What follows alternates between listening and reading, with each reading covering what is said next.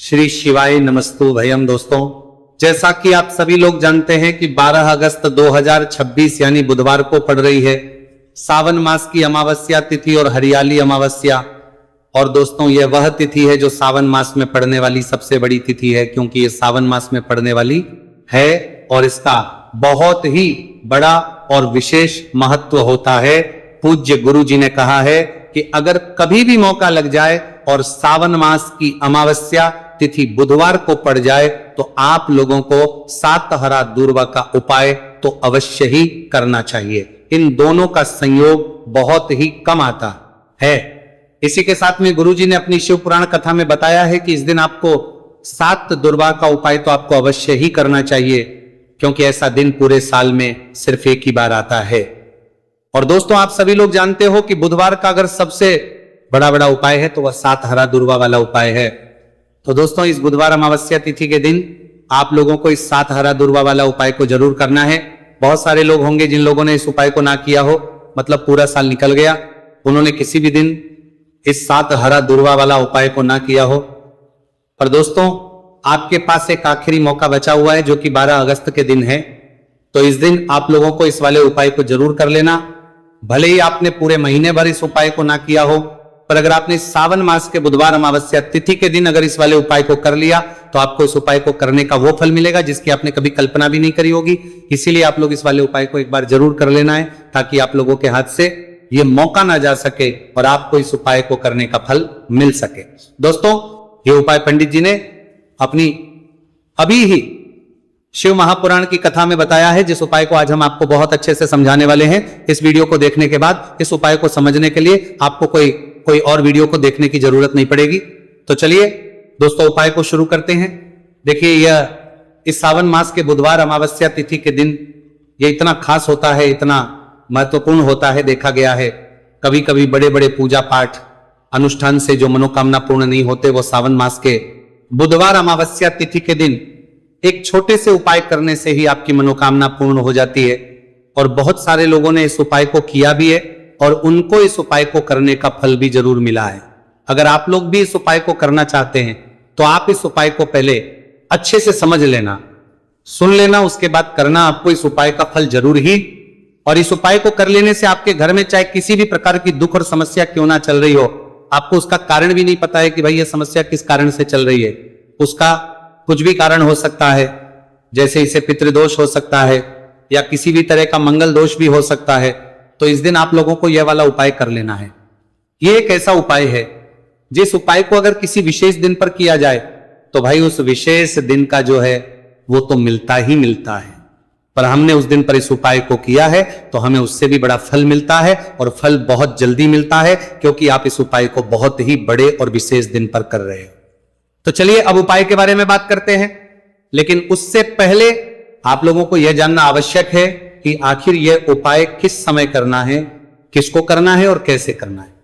तो चलिए हम आगे आपको वीडियो में एक एक करके बता देते हैं। उससे पहले अगर आप लोग हमारे चैनल पर पहली बार हैं तो हमारे चैनल को सब्सक्राइब करना ना भूलें, और अगर आपके पास कोई सवाल है तो आप हमें कमेंट बॉक्स में बता सकते हैं। और अगर आपको हमारा वीडियो पसंद आया है तो आप हमें लाइक और शेयर करना ना भूलें।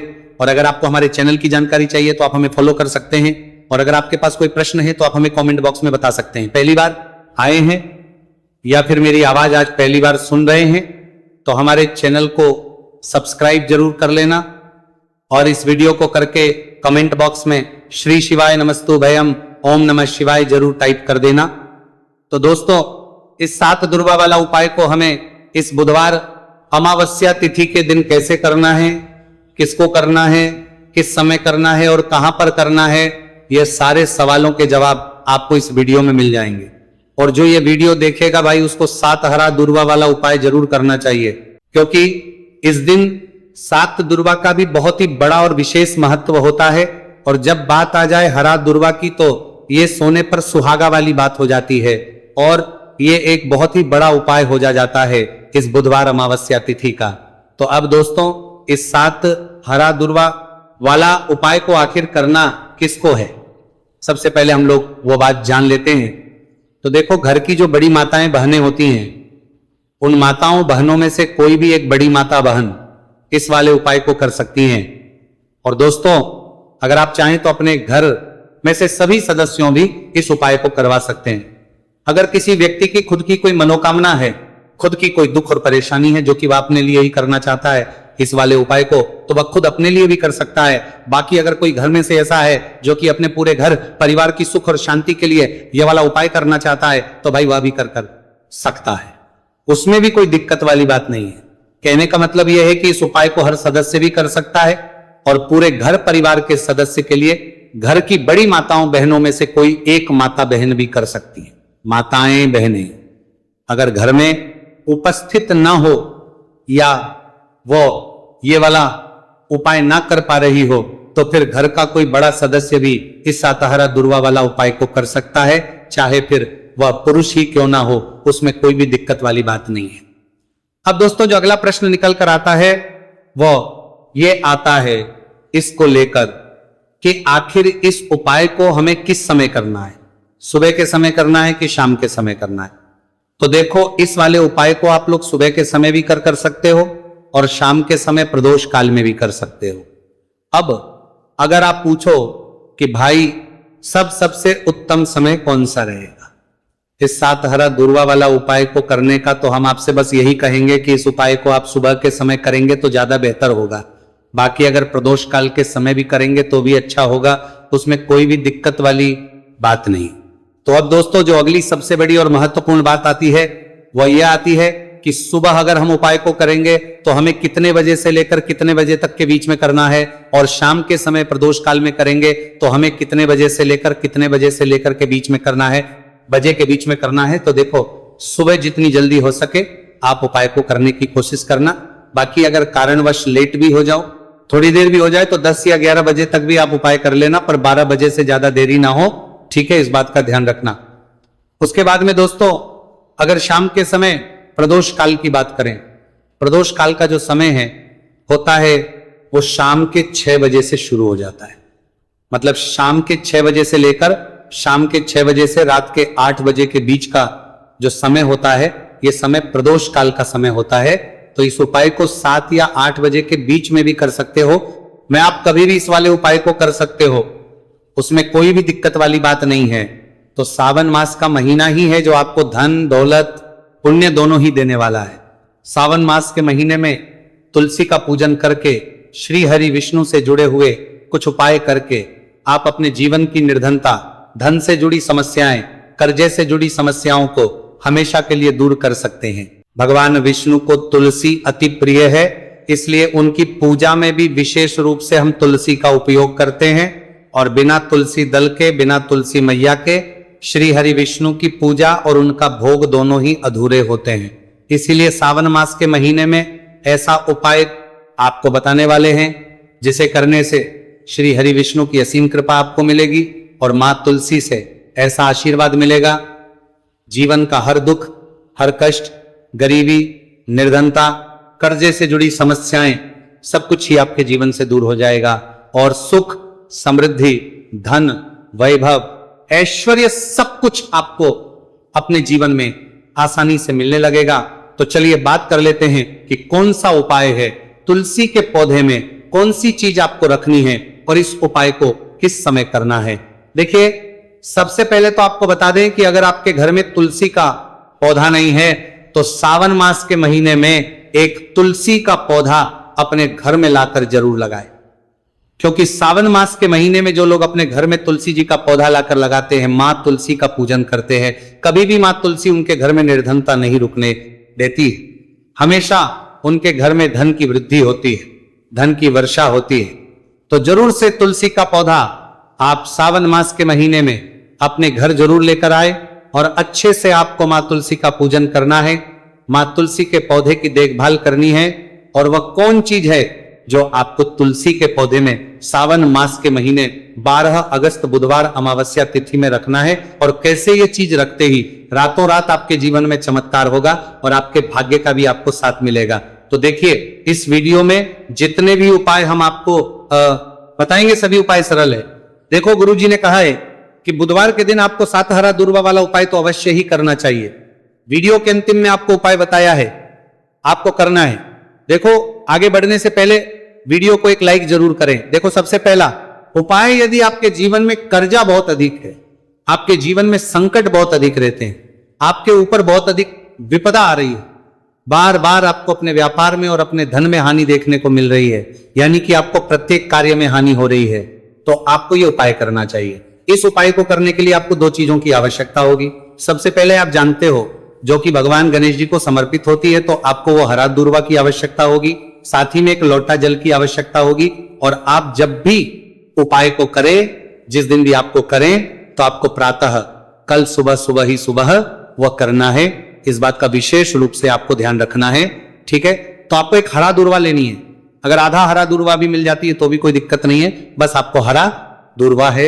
अगर ज्यादा ना मिले तो उस स्थान पर एक हरा दूर्वा भी ले सकते हैं। हरा दूर्वा आपको आसानी से कहानी पर भी मिल जाएगी। बस याद रखिएगा, शुद्ध दूर्वा, और मतलब उसे शुद्ध करके ही उपयोग में लीजिएगा, है ना। तो आपको करना क्या है, एक हरा दूर्वा या एक से ज्यादा भी हरा दूर्वा आप लोग ले सकते हैं।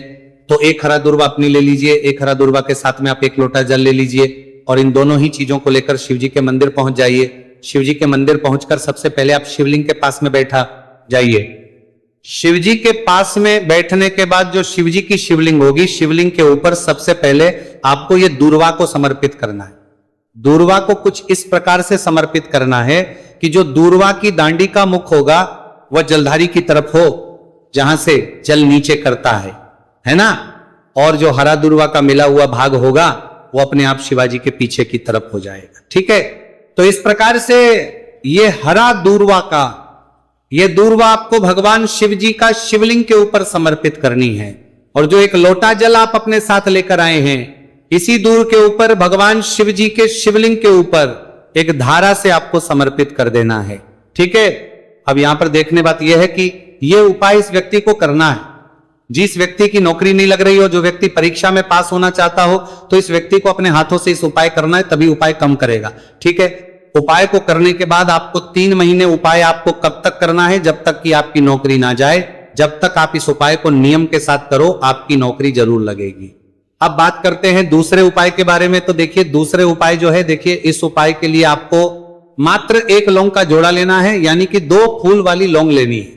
साथ में आपको मात्र थोड़ा सा शहद लेना होगा, और इसी के साथ में आपको तांबे के पात्र अंदर शुद्ध जल लेना होगा। अब देखिए, इन सभी सामग्रियों को लेकर के आपको भगवान शिव के मंदिर में पहुंच जाना है। देखिए, ये उपाय आप सुबह से लेकर शाम तक कर सकते हैं। तो वह सबसे पहले तो आपके पास जो 2 फूल वाली लौंग हैं, उन्हें आपको शहद के अंदर अच्छे से डुबो है, यानी कि दोनों लौंग पर आपको अच्छे से शहद का लेपन कर देना है।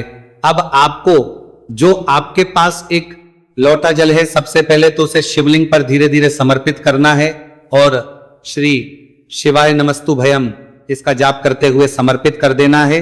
अब आपके पास जो 2 फूल वाली लौंग है, शहद से उसे आपको शिवलिंग पर अर्पित करना है, और आपको प्रार्थना करनी है कि जीवन में जो रोग की स्थिति है वो समाप्त हो, जीवन के जो संकट और समस्याएं हैं वो सभी समाप्त हो, जीवन से जो कर्ज की समस्या है वो समाप्त हो। इस प्रकार से प्रार्थना करते हुए यह जो 2 फूल वाली लौंग ही शहद संयुक्त इस आपको शिवलिंग पर अर्पित कर देनी है। आपकी जो भी समस्या होगी इस बुधवार के दिन अवश्य ही समाप्त हो जाएगी।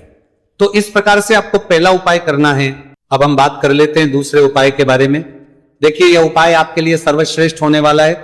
देखिए, इस उपाय के लिए आपको चाहिए होंगे 5 हरा मूंग के दाने, और मूंग के दाने कहीं से भी खंडित नहीं होने चाहिए, इस बात का ध्यान रखें।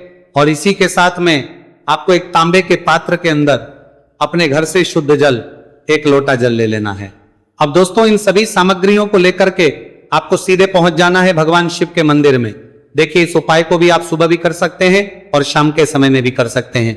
देखिए, भगवान शिव के मंदिर में पहुंचने के बाद आपके पास जो 5 हरे मूंग हैं, उनमें से पहला जो हरा मूंग है, आपको शिवलिंग के सामने जो नंदी महाराज होते हैं और उनका जो पैर उठा हुआ होता है, वहां पर आपको पहला हरा मूंग समर्पित करते हैं, और आपको श्री शिवाय नमस्तुभयम इसका जाप कर लेना है। फिर आपको दूसरा हरा मूंग लेना है, और शिवलिंग पर जो श्री गणेश जी वाला स्थान होता है वहां पर आपको ये दूसरा हरा मूंग समर्पित कर देना है, यानी कि शिवलिंग के सीधे तरफ आपको ये दूसरा हरा मूंग समर्पित करना है। और फिर आपको ओम गण गणपते नमः या फिर ओम श्री गणेशाय नमः, इसका जाप कर लेना है। तीसरा, हरा मूंग का दाना आपको भगवान शिव की सबसे प्रिय पुत्री माता अशोक सुंदरी वाले स्थान पर समर्पित करना। शिवलिंग की जो जलाधारी होती है, जहां से जल बह करके आता है, उसी जलाधारी के बीच में जो कहीं कहीं उठी हुई लाइन होती है सांप की आकृति के रूप में, वहीं पर आपको तीसरा हरा मूंग समर्पित करना है और फिर आपको ओम नमः शिवाय इसका जाप कर लेना है। अब दोस्तों, चौथा जो हरा मूंग है उसे आपको भगवान कार्तिकेय जी का जो स्थान होता है शिवलिंग पर, वहां पर आपको यह चौथा हरा मूंग का दाना समर्पित कर देना है और आप ओम नमः शिवाय इसका जाप कर लेना है। अब दोस्तों, आपके पास जो पांचवा और अंतिम हरा मूंग बचा हुआ है, उससे जल के पात्र के अंदर डाल देना है और इस हरे मूंग से युक्त जल से आपको भगवान शिव के शिवलिंग का अभिषेक कर देना है। जल आपको बिल्कुल धीरे धीरे समर्पित करते जाना है और लगातार आपको शिव महापुराण के मूल श्री शिवाय नमस्तुभयम इसका जाप करते रहना है। फिर आपको शिवलिंग के आगे बैठकर, यदि आप अपने बच्चों के लिए यह उपाय कर रहे हैं, यदि आप अपने बच्चों की बुद्धि ज्ञान और विवेक के लिए उपाय कर रहे हैं, तो उसके लिए आपको प्रार्थना कर लेनी है। या फिर व्यापार में वृद्धि करने के लिए यह उपाय कर रहे हैं, तो उसकी कामना करते हुए आपको प्रार्थना कर लेनी है। या फिर अपनी नौकरी के लिए कर रहे हैं, या फिर अपने इंटरव्यू के लिए, या फिर धन की प्राप्ति के लिए कर रहे हैं, जिस भी कामना के लिए आप उपाय कर रहे हैं उसे परिपूर्ण करने के आपको महादेव से प्रार्थना कर लेनी है और फिर आपको वापस अपने घर आ जाना है। पूज्य वाला की प्रार्थना कर लेनी है। गुरुजी ने कहा है कि जो भी व्यक्ति इस उपाय को कर लेता है, तो यकीन मानिए आपके जीवन की जो सारे संकट, कष्ट और बाधाएं ही वो सभी समाप्त होंगे। अब हम बात करते हैं अगले उपाय की। इस उपाय के लिए आपको एक दीपक लेना है। दीपक आप मिट्टी का भी ले सकते हैं और शुद्ध आटा मढ़कर उसका दीपक भी आप तैयार कर सकते हैं। अंदर गोल बाती का प्रयोग करना है और दीपक के अंदर आपको शुद्ध घी का प्रयोग करना है। इसी के साथ में आपको मात्र एक फूल वाली लौंग लेनी होगी। अब ये एक दीपक और एक फूल वाली लौंग लेकर के सीधा आपको पहुंचना होगा बरगद के वृक्ष के। वहां पर देखिए, सबसे पहले तो आपके पास जो एक फूल वाली लौंग है उससे आपको बरगद के वृक्ष की जड़ में समर्पित करना है। देखिए, अगर आपके जीवन में कोई भी बड़ा संकट आने वाला है, कोई बड़ा कष्ट आने वाला, तो वही इस उपाय के माध्यम से दूर होने वाला है।